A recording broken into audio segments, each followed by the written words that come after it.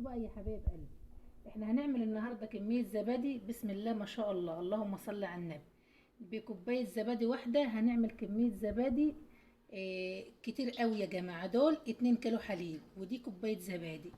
هنعملها يا جماعه باسهل طريقه، وهنعمل بقى مع بعض احلى سلطه زبادي بالخيار وبالنعناع. بصوا بقى مفيش احلى ولا اروع من كده. بصوا يا حبايبي، اول حاجه اللبن ده جاموسي من الفلاحين بخيره. جبته الاول وغليته وشلت الوش كده من على وشه. مش عايزه تشيلي الوش براحتك، ما تشيلهوش. المهم سيبته يبرد شويه، ويا دوب يا حبايبي بصوا يعني دافي كده زي دمع العين، زي دمع العين يا حبايب قلبي اهو. دافي بس كده. وامسك بقى يا حبايبي كده كوبايه الزبادي دي حجم صغير، دي ب4 جنيه. اي نوع زبادي، اي نوع زبادي عندك يا حبيبتي اهو هيديكي طعم بقى وريحه الزبادي.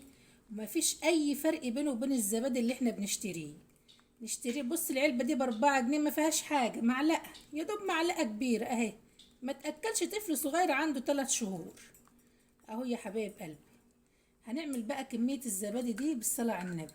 الكيلو الجاموسه عندنا يا جماعه ب15 جنيه، والبقري ب10 جنيه وب11 جنيه. يعني ساعات بنجيبوه ب10 وساعات بنجيبوه ب11. والجاموسة عندنا ب15 جنيه. دول 2 كيلو هيعملوا لي كمية يعني حلوة كده من الكوباية دي. مهما كان أوفر بكتير من الزبادي الجاهز. اهو يا جماعة بس كده، يعني نغلي اللبن ونشيل وشه، مش عايزة تشيل وشه براحته، ونسيبه بس يبرد شوية زي دمع العين كده. يعني ايه؟ شفتوا المية الفطرة؟ هو زي المية الفطرة كده يا حبايبي. واروح ربة بقى الكوباية الزبادي كده زي ما انتوا شفتوا معايا، وافضها عليه واديها بقى تقليبة حلوة كده، واغطي على الحليب بقى واسيبه يبات معايا. هي ليلة واحدة بس يا جماعة في الحر ده، وهتشوفوا بقى الحليب معايا هيبقى عامل ازاي، وهتشوفوا طعم الزبادي عامل ازاي. بسم الله ما شاء الله، هو نفس الزبادي اللي احنا بنشتريه، طعم وريحة الزبادي. ونعمل بقى سلطة زبادي، ناكل بقى كده شوية معلقتين زبادي كده ولا شوية زبادي كده يطروا على قلبنا في الحر ده. بسم الله ما شاء الله يا حبايب قلبي، صلوا على النبي بقى يا حلوين. وشوفوا بقى الزبادي، انتظروا بقى الفيلم. حبايب قلبي بسم الله ما شاء الله، والله يا جماعة يا دوب بات سواد الليل بس. شايفين بسم الله ما شاء الله القشطه دي يا جماعه؟ شايفين القشطه عامله ازاي؟ مع ان انا شلت القشطه اللي عليه ساعه ما غليته، او سبته شويه وبعدين شلت القشطه اللي عليه. شايفين القشطه يا جماعه؟ صلوا على النبي يا حبايب قلبي. على فكره هو قريب من الصبح وانا حطاه في التلاجة، ولسه يا دوب الساعه داخله على 2 بالليل، ولسه يا دوب فاكره ان انا اعمل لكم الفيديو. اهو يا حبايب قلبي، ما كنتش فاضيه بقى النهارده. بصوا يا حبايبي، شايفين الجمال؟ شوف الزبادي، شايفين يا جماعة؟ بالصلاة على النبي.